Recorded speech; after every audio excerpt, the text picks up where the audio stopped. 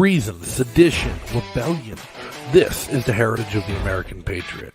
Those revolutionaries who stood on principle to fight against tyranny no matter the cost. And that spirit lives strong today in the activists and freedom fighters who fight against the authoritarian state.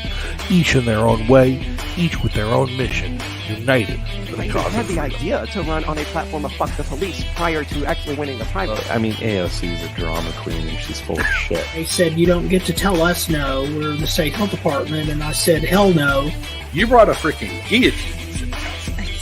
People already pushing back in ways that didn't even need any votes to be cast. I'm not ratting on anybody, and I did what I did, so you're going to have to give me what the law says you have to give me.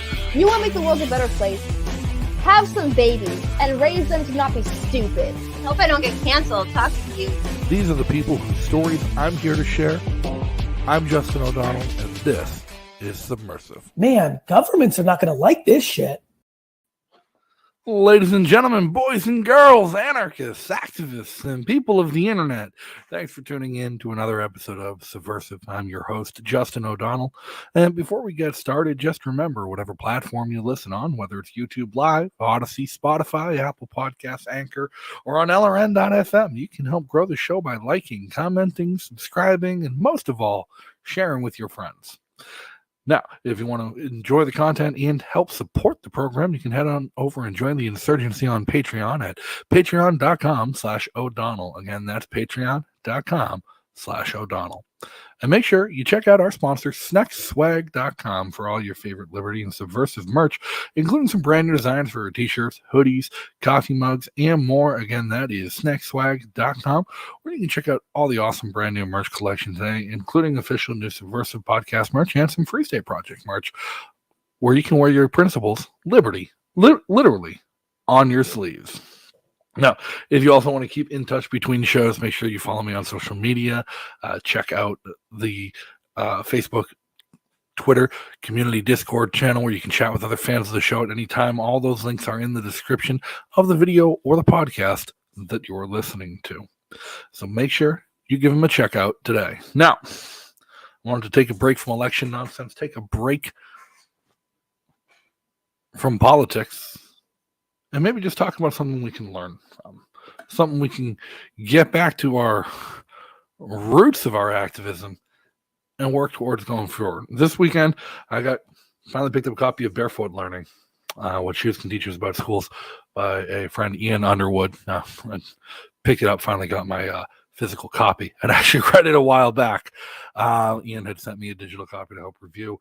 And I want to talk about this book, review this book, and maybe have a little background here. Now, let me bring it up. Like I said, we did have the digital copy here, so I wanted to make sure we had that available.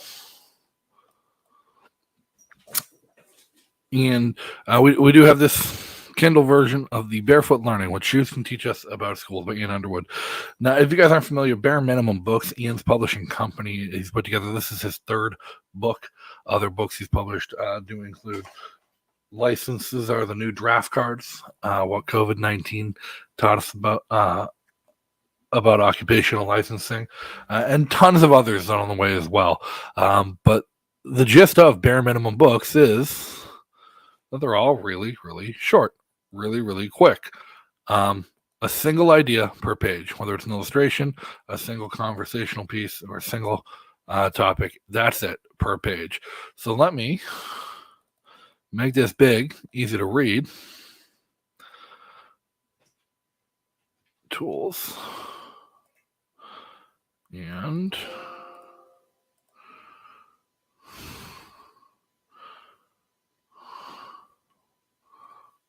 or we'll get to it at some point. But either way,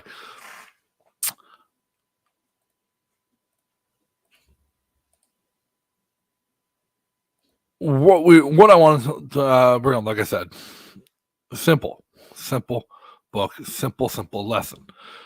Feet, we all have them. That's where he starts off there. But you don't think about them much, what they do for you, how they work. We just kind of take them for granted. And this book goes into the kind of the history of footwear, how feet are formed, how feet work, how your feet are served by having shoes, and what your shoes do for them, do for your feet. And that's a great segue into what he talks about what shoes can teach us about schools, because it goes into the explanation about how a lot of the problems people have with their feet in the modern world, whether flat feet, bad arches, pain when you walk, is due almost exclusively to wearing the wrong kind of shoes, to your shoes not fitting you properly. And you solve these problems by, well, wouldn't you know it, getting different shoes. So we talk about all of the different problems you can fix with your shoes, all these special shoes, $1,000 shoes, hundreds of dollars on shoes to fix problems that were created by not walking barefoot in the first place, the way your feet naturally evolved to do so. And then he makes a strong case for how it's not necessarily the act of being barefoot that we're learning from, but the problems we've caused ourselves by not being barefoot, and how we can learn from that and apply it to other things. And in his book, he makes the case for education. How much of our American education system is dedicated to fixing problems that only exist because we've forced people into a one-size-fits-all educational system. So let me bring it back up. Feet, we all have them, but we don't think much about them, much about what they do for us, about how they work. We just kind of take them for granted. Until something goes wrong, then we want to know what's going on. And I think that's a great lesson to learn from. But not too much about what's going on, because feet are complicated. About a quarter of all the bones in your body are in your feet. But we do have a problem. We just want to be given something that solves the problem. People have lots of problems with their feet. Shoe companies have hired scientists and engineers to study the problems that people have and develop when they're walking or running in shoes, and have created $100 billion industry by coming up with technological solutions to those problems. Solutions include heel pads, arch support stabilizers, wicking, new high-tech materials, new uses for low-tech materials, adaptive insoles, and a whole lot more. At a certain point, the question becomes, how much do you want to spend? But it doesn't matter how much you spend, because none of it works. Each fix introduces new problems without really solving the old ones. And so runners and athletes and people in general end up with closets full of shoes, none of which do what they're supposed to. Why? Because the shoe companies are throwing money at the wrong problem. They're asking, what can we add to our shoes to make them better? But that's not the right question. The foot, when operating normally, will absorb energy and then release it again, making propulsion more efficient. There's a natural sequence of events, beginning when your heel strikes the ground. Then you pronate, moving your weight to the outside of the foot. The arch stretches out, absorbing the energy. You supinate, moving your weight to the ball of the foot. The arch returns to its normal length, releasing the absorbed energy. You roll off the big toe, launching the body forward and preparing for the next step. It's basically a spring.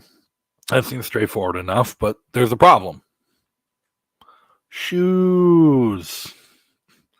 The problem is that this is what everyone, the designers, the sellers, the buyers, think shoes should look like. It's almost as if no one has noticed that the big toe is not in the center of the foot.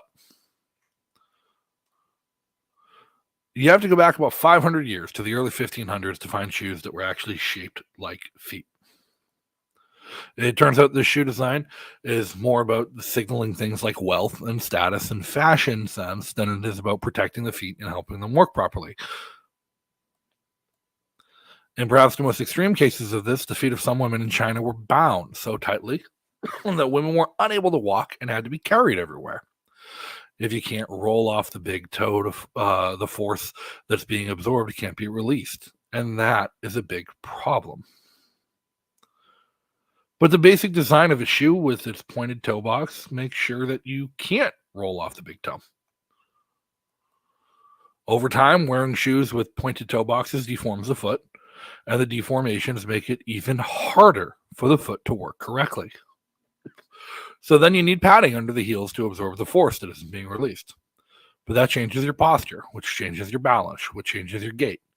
Now you're pounding your heels on the ground over and over. You can wear shoes with padded heels or gel cups or something to spread out some of the force on your heel. But even if you do that, being unable to launch properly means that pronation and supination, instead of being intermediate steps in the process, become the ends of that process. So they become exaggerated. So now you need support structures to ameliorate the effects of the padding. Eventually, the foot is so artificially constrained that it isn't able to flex to absorb the force. It's like turning a pogo stick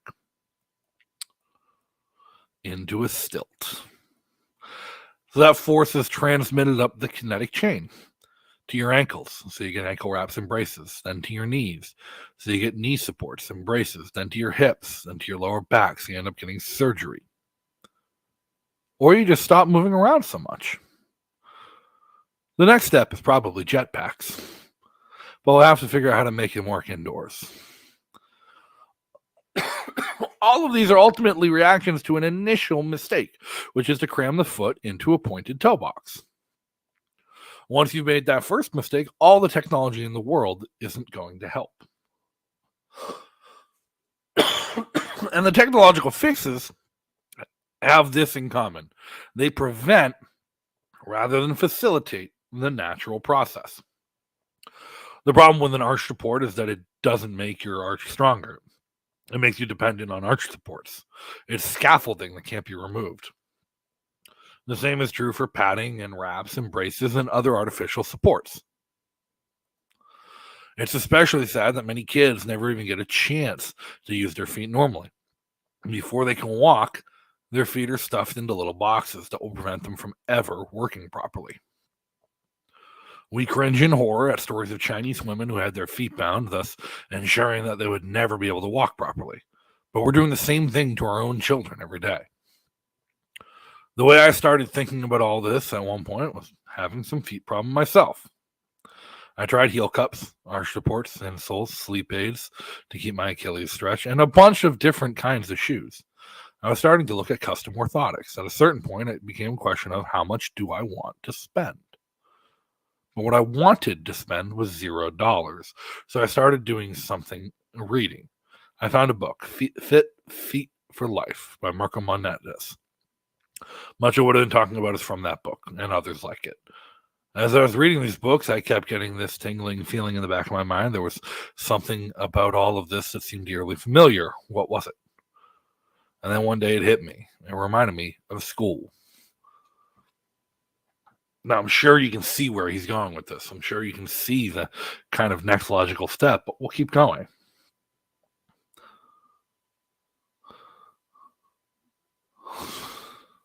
Almost everything I've been saying about what happens when we put feet in shoes is analogous to what we do when we put our children in schools.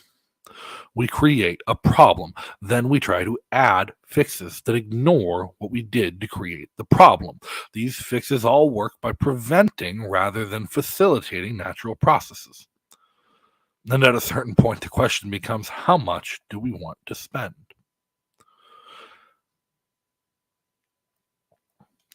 By now, I'm always amazed to find that anyone who hasn't seen the Cato graph relating to school spending to student achievement, which shows that student achievement has roughly stayed the same from 1970 to 2010, even though the total cost has increased on a linear near exponential scale from average of, well, that does not correlate with increased scores. Basically, it shows that during the last half century, we tripled per student spending. That's adjusted for inflation, while seeing absolutely no improvement in student achievement as measured by the test designed and administered by the current establishment. Basically, it's a picture of what happens when you throw money at the wrong problem. Once I saw this, I started asking, what's the educational equivalent of the pointed shoebox? We can start answering that by asking, what does a foot do? No, we're not asking what does a foot in a shoe do. As Carol Black points out in her wonderful essay, 1,000 Rivers, that would be like trying to find out what killer whales do by observing the behavior at SeaWorld. A foot absorbs and releases energy while walking or running. If you prevent that from happening, you can't really recover, no matter how much corrective technology you introduce. In the same way, we can ask, what does a child do? We're not asking, what does a child in a school do? A child imitates people who are doing useful and interesting stuff. If you prevent that from happening, you can't really recover, no matter how much corrective technology you introduce. This isn't rocket science, and anyone who's observed children for any amount of time at all knows that kids want nothing to do with other people are doing. They learn by imitating those people. It's what they're built to do. With feet, the initial mistake, the one we can't recover from, is to prevent feet from absorbing and re-releasing energy by cramming them into shoes. With children, the initial mistake, the one we can't recover from, is to prevent kids from imitating people who are doing useful and interesting stuff by isolating them in the schools. So they get bored. So we introduce technology to try and mitigate that boredom by entertaining and amusing them. We create permanent scaffolds, the educational equivalent of arch supports, ankle wraps, and knee braces. We constrain their movements and activities and discipline them or drug them. The lesson of the Cato graph is that it's not what's happening in schools is not a pedagogical problem. We don't need better schools or new technology or new teaching methods. We certainly don't need to spend more money. This is a cultural problem. Kids need to be in the world, learning from the world, rather than being locked away from the world, learning about the world from people who don't actually know much all about it at all. The lesson of the Cato graph isn't that nothing we've tried in schools has worked. It's that we shouldn't have expected it to work, any more than we should have expected arch supports, anti-pronation devices, gel cups, and so on to work. To fix feet, you need to get them out of the pointed box. To fix education, you need to get kids out of the isolated box. We've always had the choice of working with nature or against it. As Montana's notes, it's important to understand that the barefoot running is not a trend, but was actually the basis of our evolution and has carried our feet for millions of years throughout history. Barefoot running is letting feet be feet. It's what we did forever until we forgot how. The same is true of what we might call barefoot learning. It's letting kids be kids. It's what we did forever until we forgot how. Reduced to one sentence, here's what shoes have to teach us about schools. We should stop binding both the feet and the minds of our children by getting their feet out of pointed toe boxes, which prevent their feet from working properly, and getting their minds out of isolated school boxes, which prevent their minds from working properly. Which leads to an interesting question. How would the world look if we didn't lock children away all day? What if we expected children to be a normal part of our world? That world would be full of people doing useful and interesting stuff with children, their own or someone else's, helping out when they can and watching closely when they can't. Why don't we have that now? A human being should be able to change a diaper, plan an invasion, butcher a hog, con a ship, design a building, write a sonnet, balance accounts, build a wall, set a bone, comfort the dying, take orders, give orders, cooperate, act alone, solve equations, analyze a new problem, pitch manure, program a computer, cook a tasty meal, fight efficiently, and die gallantly. Specialization is for insects. Robert Heinlein. In part, it's because we've developed an over-reliance on specialists, on what we might call the cult of expertise. That is, people have grown used to the idea that they can't really take action because they don't know how, or because they're not allowed to, so they find excuses not to act. The famous psychologist Martin Seligman gave a name to this: learned helplessness. For the antidote, we need to turn to another famous psychologist, Tyler Durden. We said, what we have to do is remind people what kind of power they still have. That's really what Fight Club was about, enlarging your idea of what you're capable of. As a recruiting technique, members of Fight Club were told to go out and start a fight and lose.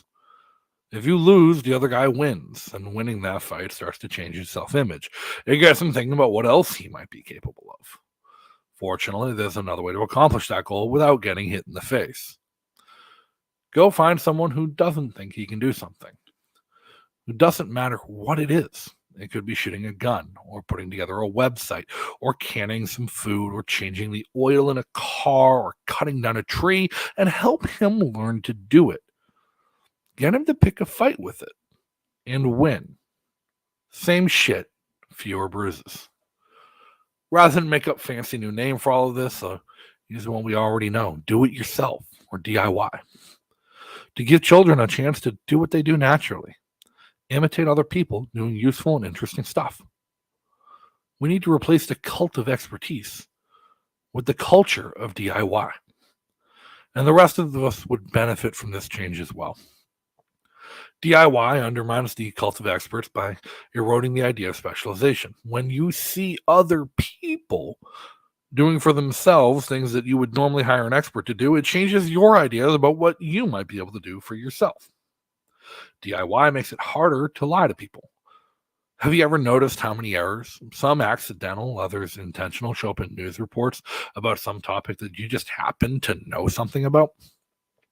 Doesn't it make you wonder what else they're getting wrong when talking about things that you don't know anything about? It's easy to lie about guns to someone who's never fired one. It's easy to lie about food to someone who's never grown or raised or harvested any. It's easy to lie about anything to people who have no experience with it. DIY makes it harder to sell people solutions to problems that don't exist. You're surrounded by people who want to cover their world in leather at your expense because they've forgotten that they can cover their feet instead. If you understand more, you fear less. If you fear less, it's harder to sell you false security. And if the politicians can't sell you false security, what else do they have to offer? DIY gives you more control over your life. When you need something, you can make it. When you need something done, you can do it. When something breaks, you can fix it. And assuming this kind of control over your life, even on a small scale, gives you a practice and absolutely essential skill of evaluating risk. You have to consider what could go wrong and what will I do if it does. You become your own first responder.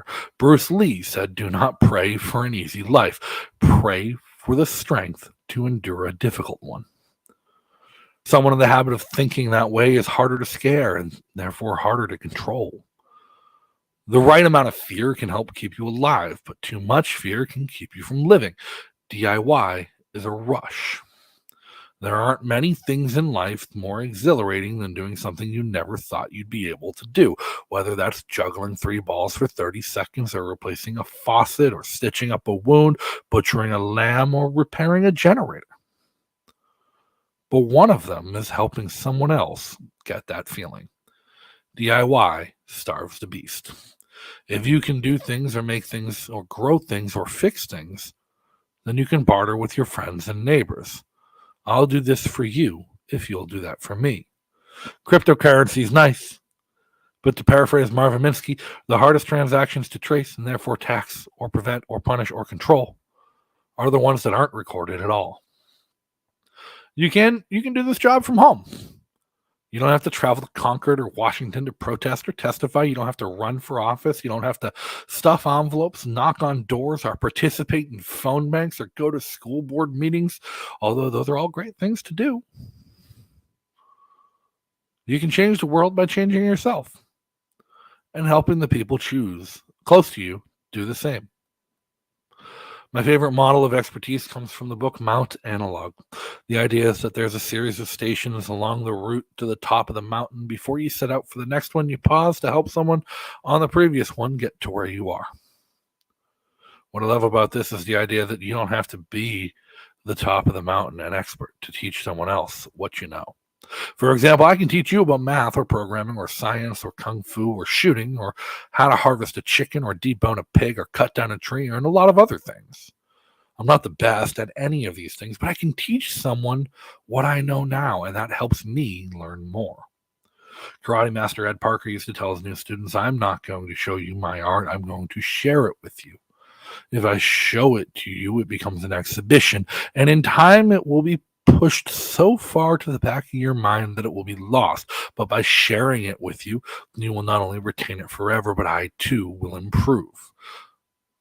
This goes a step beyond do it yourself to something even better, do it together. I asked a question earlier, how would the world look if we expected children to be a normal part of it? I think the answer is this. We would have a do-it-together culture, full of people doing useful, interesting stuff, which is exactly what kids need to be surrounded by once we get them out of the isolated school box. Ian Underwood has been a planetary scientist, artificial intelligence researcher for NASA, and the director of the renowned Ask Dr. Math service, and co-founder of Bardo Farm and Shaolin Rifle Works. He's a popular speaker at Liberty-related events. He speaks at Liberty Forum every year.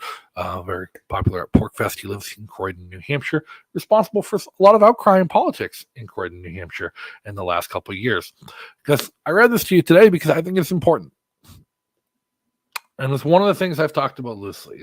And one of my favorite quotes is, how can one man change the world? Simple, by burning it down. How do you burn down and destroy the systems that oppress you? You opt out of them. You exist outside of them, and you facilitate the existence of others outside of them, and you help others to escape them. It's one of the beauties of cryptocurrency. It's one of the beauties of alternative currency models. It's one of the beauties of libertarianism, not as a political philosophy, but as an ethical and moral and lifestyle choice. It's the antithesis of politics. It's self-reliance and self-ownership. It's opting out of such a system and instead doing it yourself and doing it together. Now, Barefoot Learning by Ian Underwood is an incredible quick read. I know we went over it. I told you it's very quick, very easy. It's still 100% worth picking up a copy for yourself. It's available on Kindle. I prefer the paperbacks. And it makes a great gift. It's one of those books that can break down the necessity of opting out of the system and how the system is broken and doesn't accommodate human existence. It's a great gift for those you think might need to be woken up. And the holidays are coming up. In the description of the video, there's a link for bareminimumbooks.com. That's Ian's website where he does sell his books and has his other ones, including licenses of the new draft cards and a few other works as well. Go pick them up. They're cheap. They're quick reads. They're fantastic. And it's 100% worth it. If for no other reason to challenge the way you think about what you're doing and to change your preconceived notions about how the world is supposed to work. Now, there was no new information in that book when I read it to me. Nothing new at all. But the presentation actually challenged the way I thought. I'd never made the connection about barefoot running to barefoot learning. I'd never had that realization Ian had about how children are much like feet in the way they evolved. And how our schools are much like shoes in the way they stifle innovation and evolution and cause problems and pain.